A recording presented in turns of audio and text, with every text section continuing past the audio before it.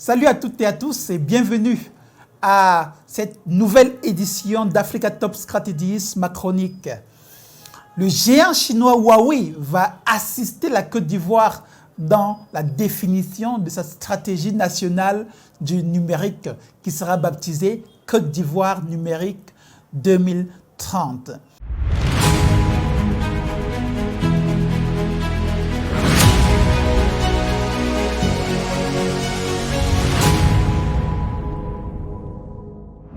L'entreprise chinoise Huawei a signé un mémorandum d'entente avec le gouvernement ivoirien représenté par le ministre de l'économie numérique et de la poste Mamadou Sanogo et côté chinois par le vice-président de Huawei pour l'Afrique de l'Ouest, M. Li Wengao.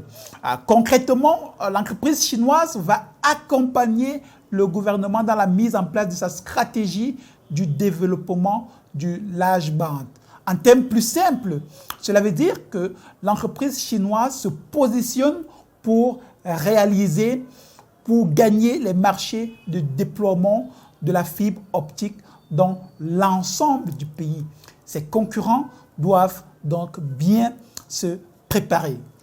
Alors, cette actualité-là rentre dans la vision globale de Huawei qui a été rappelée tout récemment lors de la grand-messe de Huawei, Huawei Connect 2020, qui chaque année rappelle les objectifs et présente les innovations du géant chinois.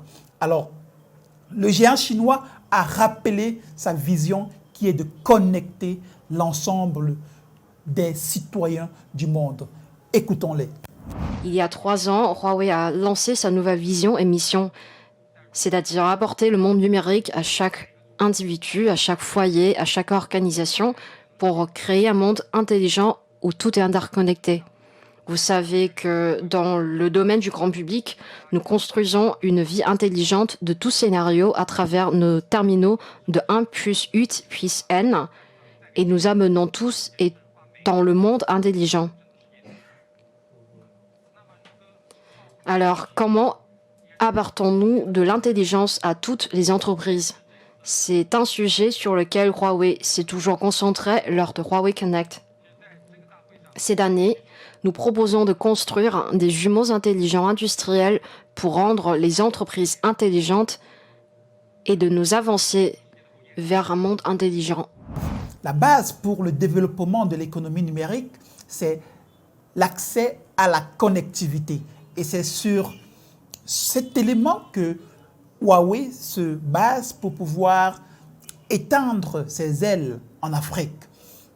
L'entreprise a déployé et continue de déployer la fibre optique dans de nombreux pays en Afrique et revendique aujourd'hui déjà environ 200 000 km de fibre optique installés.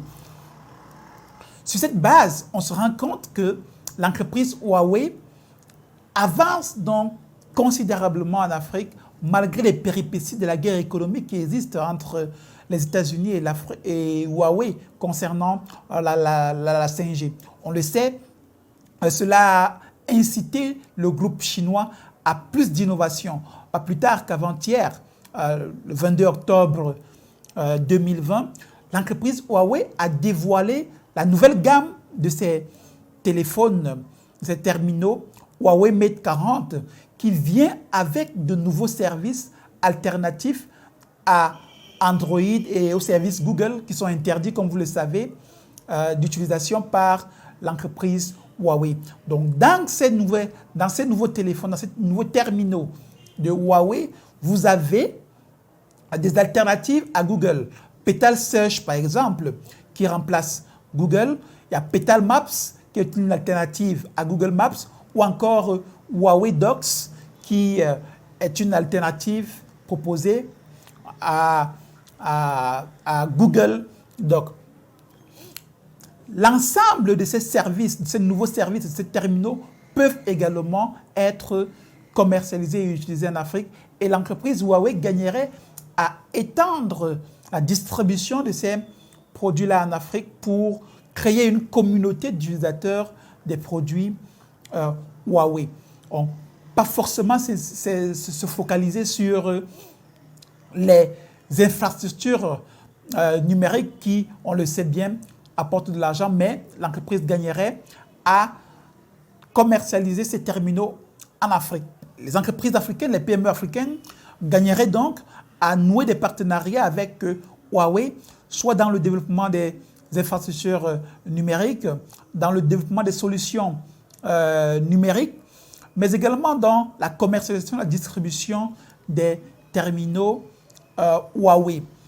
Mais pour y aller, pour nouer des partenariats avec ce géant du numérique, qui est une pièce essentielle dans la stratégie globale de la Chine pour être le leader du monde en 2049, qui est la date du centenaire de Huawei, il faut bien, mais alors bien s'y préparer. L'infostratégie, c'est le pouvoir. Ne vous éloignez pas.